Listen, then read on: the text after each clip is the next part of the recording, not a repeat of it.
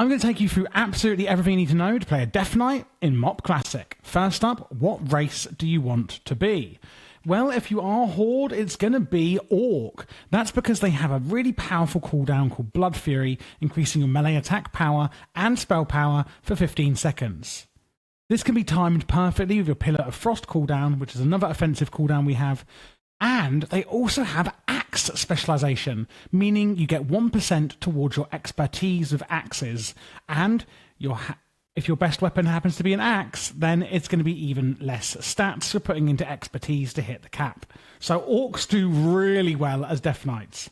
Worgen are going to be the ones in Alliance because they get 1% crit, and that's it really.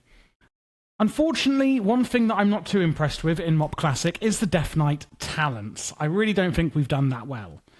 So we get one at level 15, 30, 45. Ignore these levels. I don't know what on earth's going on there. That's a bug. But on the top line, I would recommend going with Plague Leech. Draw forth the infection from the enemy, consuming your Blood Plague and Frost Fever diseases on a target to activate 2 random fully depleted runes as Death runes. So the way Death Knight works, if you don't know, is we have 2 Blood, Frost and Unholy runes. And certain attacks will use, Unholy, Frost or Blood runes. Now, when it says here that it can activate 2 fully depleted runes as Death runes act as a Blood, Frost, or Unholy rune, meaning you can use your Death runes on whatever the hell you like, hence Plague Leech being really nice. So on the next line, level 30, we could go for Anti-Magic Zone if needed, placing a large stationary anti-magic zone that reduces spell damage done to party and raid members inside it by 40%. So all your raid can huddle up and get reduced damage from magic inside that zone. If you don't need it in the fight, though, you can go for Lichborn to become undead for 10 seconds. While undead, you're immune to Charm, Fear, Sleep, and your Death Coil spell will heal you. Again, if you don't use Anti-Magic Zone, the actual one I would recommend, however, is Purgatory and not Lichborn. Purgatory is basically a get-out-of-jail-free card when you die. When you sustain fatal damage, you instead are wrapped in a shroud of purgatory, absorbing incoming healing equal to the amount of damage prevented, lasting 3 seconds. If any healing absorption remains when it expires, you die. So basically, rather than dying, let's say you get hit by 100,000 of damage, and that 100,000 would have killed you. You then, for the next few seconds, have 100,000 in like a shield around you that will absorb 100,000 healing. And your healers, or whoever, you can drink a healing potion anyway, shape or form of healing. You need to heal 100,000 within those next few seconds, otherwise you will die. So it's kind of a get out of jail free card, but they can boot you back down to hell. So it can be really useful, but it's a bit of a, double-edged sword. Anti-Magic Zone is useful, but only, of course, if you can make use of it. On the third line, I would say to go for Death's Advance. You move 10% part faster at all times, and movement impairing effects may not reduce you below 70% movement speed. When activated, you gain 30% movement speed and may not be slowed below 100% of normal movement speed for 6 seconds. And it's a really amazing spell. On the next one, Death's Pact is the best. Drain vitality from an undead minion, healing the Death Knight for half of his maximum health and causing the minion to suffer damage equal to that health. Which basically is just a really good heal for yourself. On line 75, it's actually quite difficult to choose between Blood Tap and Runic Empowerment. So let's talk about both of them. Runic Empowerment. When you land a damaging Death Coil, Frost Strike or Rune Strike, which is, Unholy, Frost and Blood, you have a 45% chance to activate a random fully depleted rune, meaning you can get 1 rune black and do more abilities. Blood Tap, each Death Coil, Frost Strike or Rune Strike generates 2 blood charges up to a maximum of 12. And your Blood Tap will consume those charges to activate a fully depleted rune. If you don't know these abilities, don't worry, I'm going to be going over the full rotation in full. But basically, these are just 2 ways that you can get passive runes back. I personally like Runic Empowerment. Blood Tap is also an option. They're very, very close. And at level 90, I would go for Remorseless Winter. Surrounds the Death Knight with swirling frigid air, chilling enemies nearby, reducing their movement speed. You could go for Gorfine's Grip, Shadowy tendrils coil all enemies within 20 yards, pulling them to the target's location. That can be useful in certain instances if you're trying to get enemies in a certain place. Or there's desecrated ground, where basically you instead are immune to causes of loss of control. Basically, no CC for you, the Death Knight. I like Remorseless Winter, but all three of these aren't going to help with your DPS. Gorfine's Grip can help in very specific situations, but really, these talents aren't great. Some specs have really good DPS increases, like Rogues have a really great one. Death Knights just have got the bad pick of the bunch. For the Glyphs we're going to be taking, it's interesting.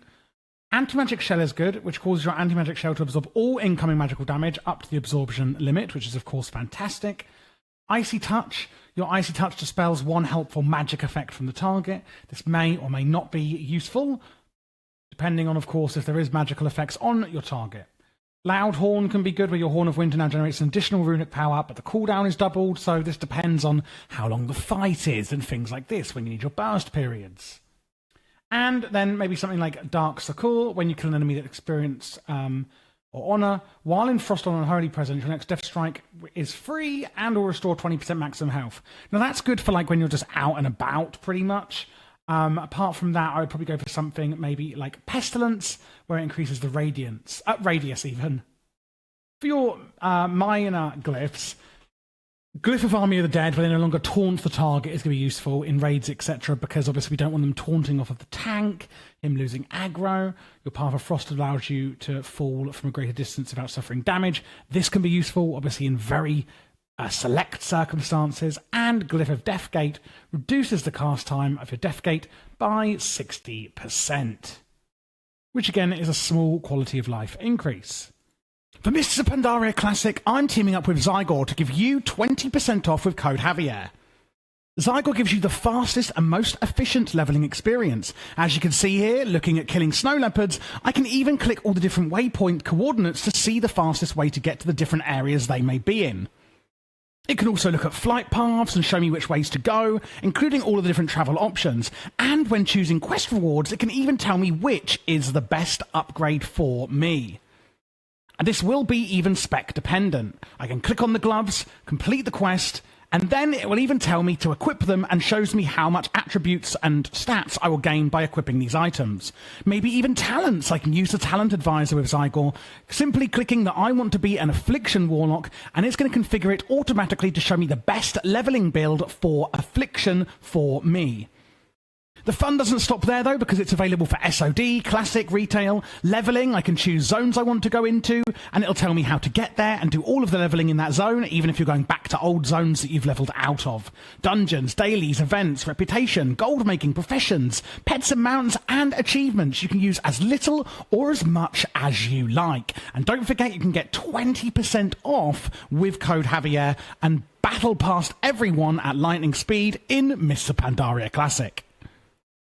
Moving on to the rotation, when we first go into combat, we want to get our diseases up. So that's going to be Plague Strike.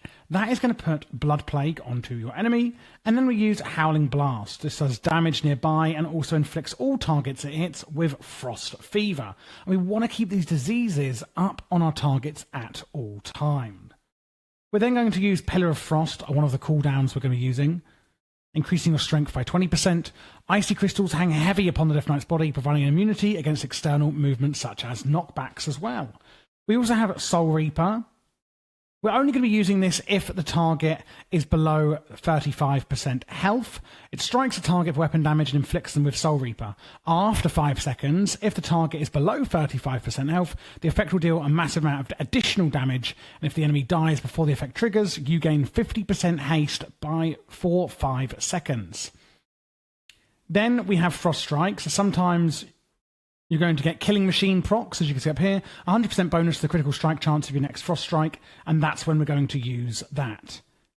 So Killing Machine is your auto attacks have a chance to grant you 100% critical strike bonus to your next Obliterate or Frost Strike. Now, if we have got our diseases up, and we don't have a Killing Machine proc for our Frost Strike, we're going to use Obliterate, that uses a Frost and Unholy rune. A brutal attack dealing damage. Total damage is increased for each of your diseases on the target. Hence why I said you need to make sure you have your disease up at all times, because otherwise we're losing DPS through our Obliterate. Now what that can also trigger is a Rime proc or freezing fog on here, your next icy touch or howling blast will consume no runes and generate no runic power. So we can use our howling blast whenever we get that proc. If we've really got nothing else to press, then we're going to use Horn of Winter, generating 10 runic power and increasing attack power of all party and raid members by 10%, and that lasts 5 minutes. And then we also have Empower Rune Weapon, empowering it, immediately activating all of your runes and generating 25 runic power. So you can see here we have Death Runes. Some abilities are going to turn your runes into Death Runes. A Death Rune means you can use it as anything. You can use it as a Blood, Frost, or Unholy rune.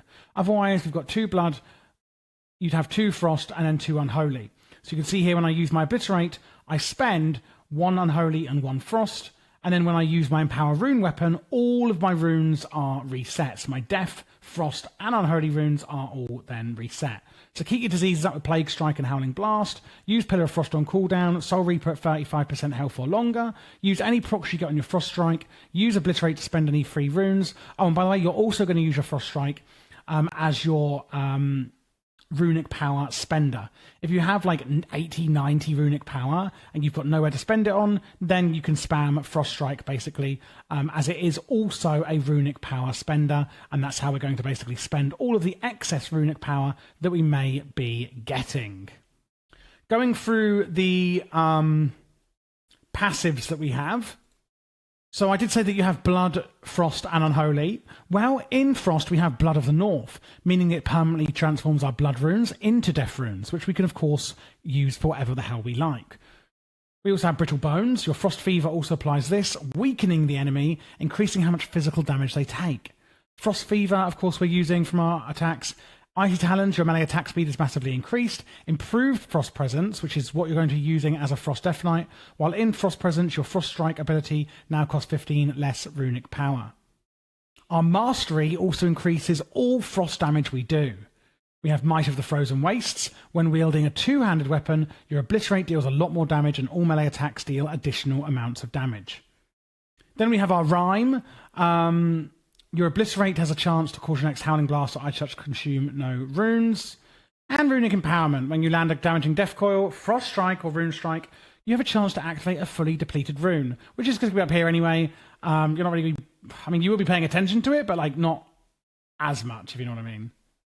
We also have this passive, Unholy Aura, increasing the melee and range attack speed of all party and raid members at all times by 10%. If you want to be doing AoE damage, it's basically the same rotation. The only thing you're going to change is that you're going to put Death and Decay down at all times, which puts this big area on the ground, doing damage to anyone that stands in it. What you're also then going to do is get your diseases up on one target and then use Pestilence on them, spreading your existing Blood Plague and Frost Fever from your target to all other enemies within 10 yards. And this is then going to obviously just put those diseases on everyone else. Apart from that, you can continue on the single target rotation. We do have a few other things we can use, like Army of the Dead, summoning an entire legion of ghouls to fight for you, which will swarm the area, taunting, well, not taunting if you use the glyph I told you to use, and fighting anything they can. While channeling Army of the Dead, the Death Knight takes less damage, equal to his dodge plus parry chance. We have Chains of Ice, which is a massive slow on our enemy.